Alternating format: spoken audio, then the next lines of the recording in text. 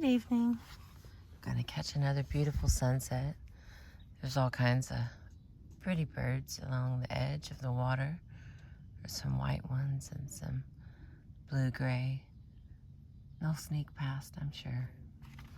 So we continue here on page 92. Been reading to you Extraordinary Feats.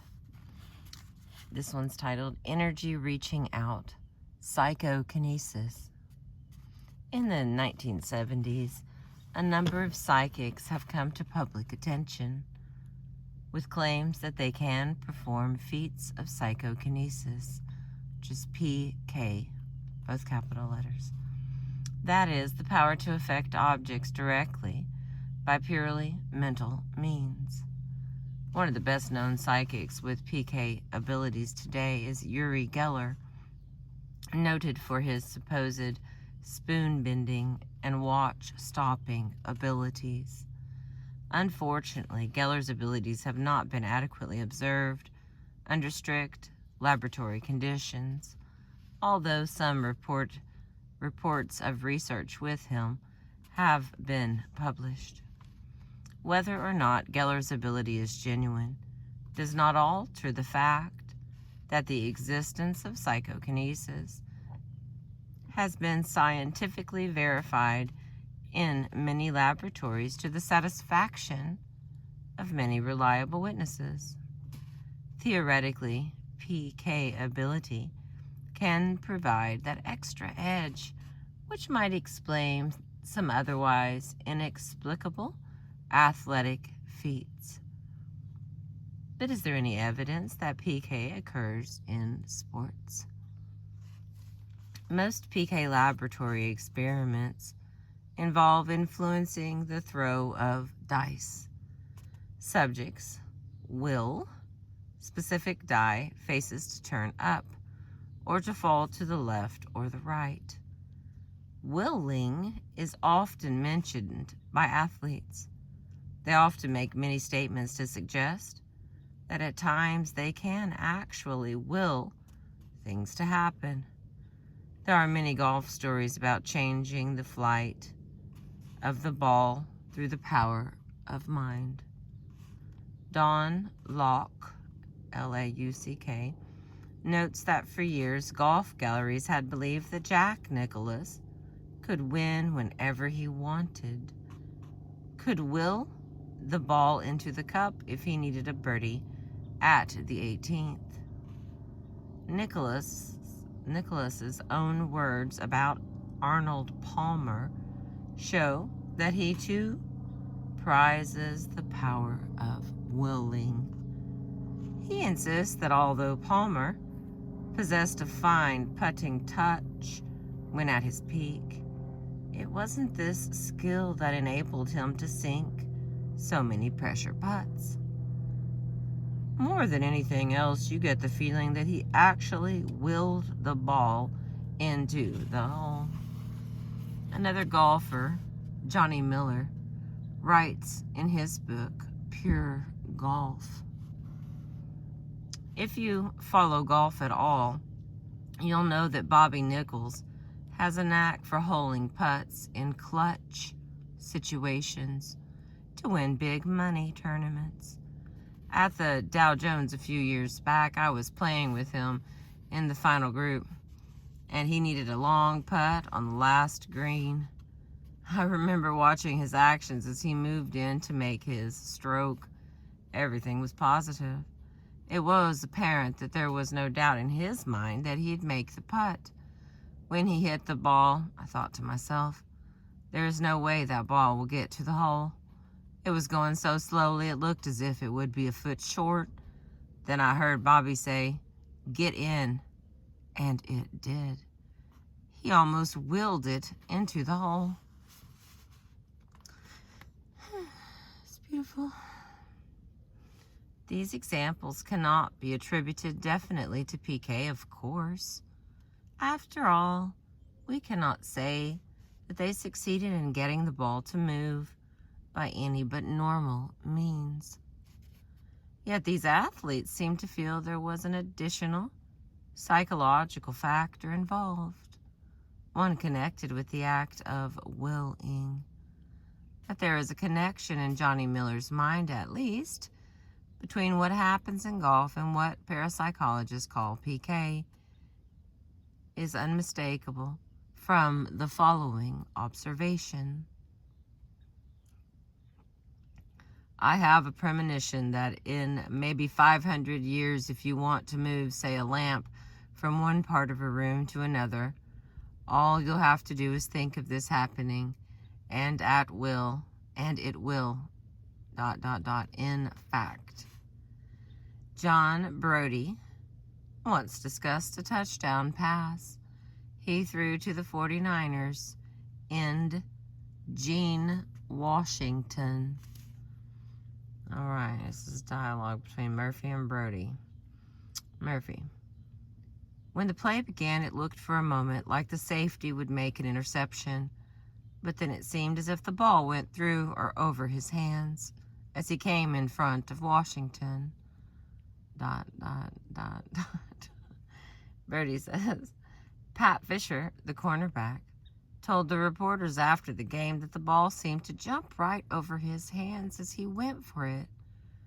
When we studied the game films that week, it did look as if the ball kind of jumped over his hands into Gene's. Some of them said it was the wind, and maybe it was. Murphy says, what do you mean by maybe? Let's see what happens next.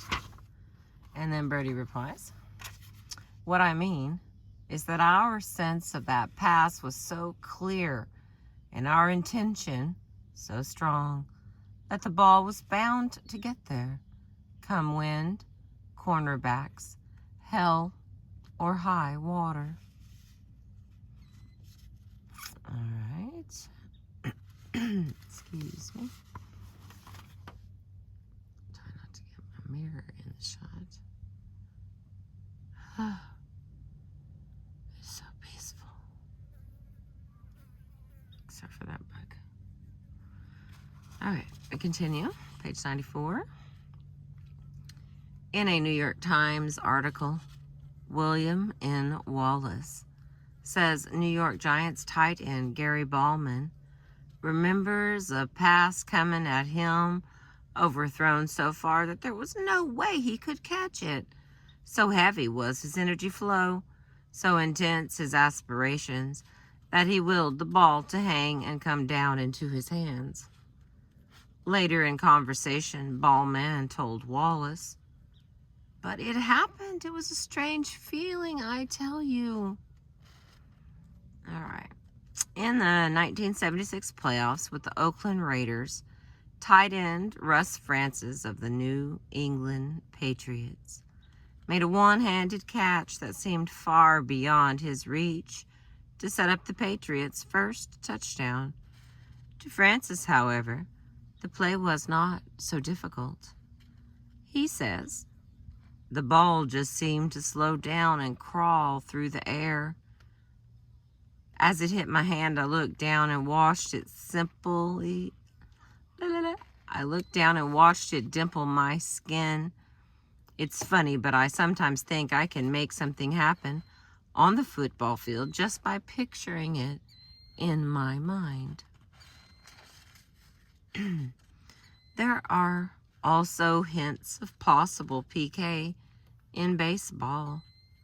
Richard Grossinger describes what should have been a home run hit by Pittsburgh Pirate rookie Dave Augustine at Shea Stadium in 1973.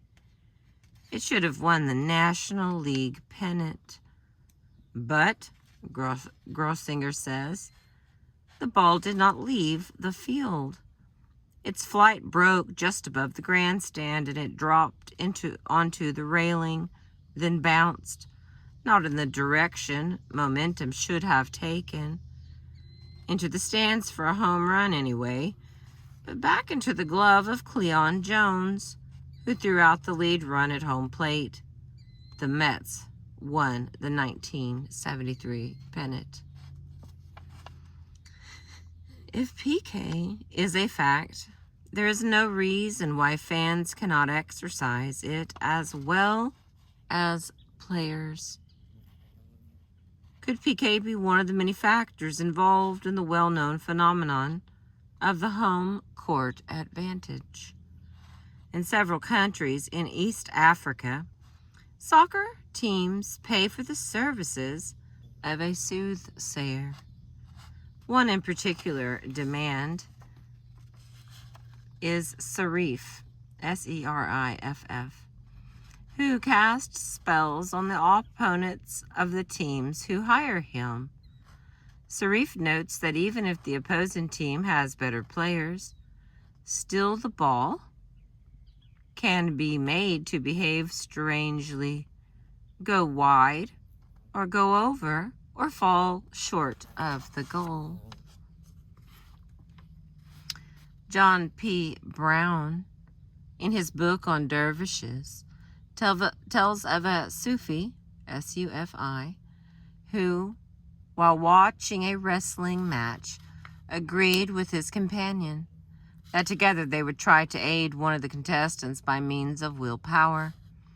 They also agreed that, having helped the first wrestler subdue his opponent, they would then concentrate on aiding the other man to overcome the first wrestler in turn. They succeeded both times. Brown also tells of two persons at another match who decided to help the weaker of the two wrestlers. Immediately, a wonderful occurrence took place. The thin, spare man seized upon his giant-like opponent and threw him upon the ground with surprising force. The crowd cried out with astonishment, and he turned him over on his back and held him down with much apparent ease.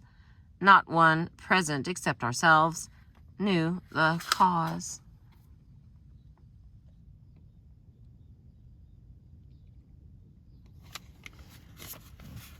All right, and the next is psychokinesis in the martial arts.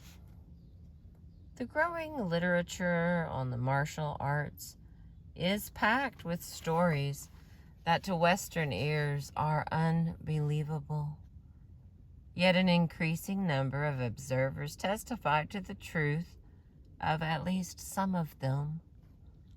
In some feats performed by martial artists, physical contact is made with a person or object, but the influence exerted seems greater than the degree of contact made. It appears that the real work is done by a force much more powerful than any that the muscles alone can provide. We will mention instances in which this is only a slight possibility, then work up to cases where an unknown force is the only likely explanation. Oh, Lordy. In the Temeshwari, or breaking aspect of karate, trained karateka can smash boards, bricks, cement blocks, ice, and roofing tiles with various parts of their body, including the fists, open hands, and even their heads and fingers. In some of these breaking techniques, the effect seems to go beyond the immediate physical contact made between mere flesh and rocks, tiles, or glass. Chow and Spangler observed and photographed a master who said he would strike 5 bricks piled on top of each other, splitting each in 2, except for the second from the top. He did as he promised.